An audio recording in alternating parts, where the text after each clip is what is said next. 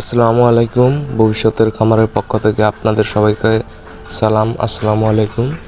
আমি আপনাদেরকে আজকে দেখাবো আমার 8টি কোয়েল পাখিকে আমি কী খাওয়াই এবং কি আমার কী খাওয়ানোর পর আমার রেজাল্ট কীরকম ডিমের। আপনারা যদি কোয়েল পাখি কিনতে চান তাহলে এই বিষয়গুলো খেয়াল রাখবেন। আপনি পুরুষ মহিলা কোয়েল পাখিগুলো দেখে কিনবেন। আমি লেয়ার 1 ফিডটা খাওয়াই এখন। লেয়ার 1 ফিডের সাথে আমি ব্রয়লার ফিডটা মিক্স করে দিই, আরও কিছু ভুট্টা দিই আমাদের ঘর থেকে। তারপরে আমার ডিমগুলো দেখতে পাচ্ছেন, আমি আজকেও 6টা ডিমই তুলেছি। আপনারা পুরুষ মহিলা যারা চিনেন না, যে এটা হলো পুরুষ পাখি, এই যে বুকের ওই দিক দিয়ে হলুদ হলুদ চিহ্ন। আর যেগুলো মহিলা পাখি ওইগুলার আর কি ইয়া থাকবে, সাদা চিহ্ন থাকবে। দেখেন ওইটার আর এইটার ভিতরে কিন্তু অনেক পার্থক্য।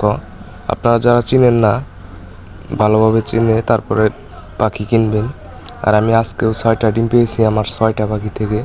আমার 8টি পাখি, 2টি পাখি আমি মর্দা রাখছি যাতে আমি বাচ্চা ফোড়ায় বিক্রি করতে পারি। সেই জন্য আর কি আমার ওইরকম একটা প্ল্যান আছে যে আমি বাচ্চা ফোড়াবো। সেই জন্য আমি 2টা মর্দা রাখছি আর কি। ভালো থাকবেন সবাই। আসসালামু আলাইকুম।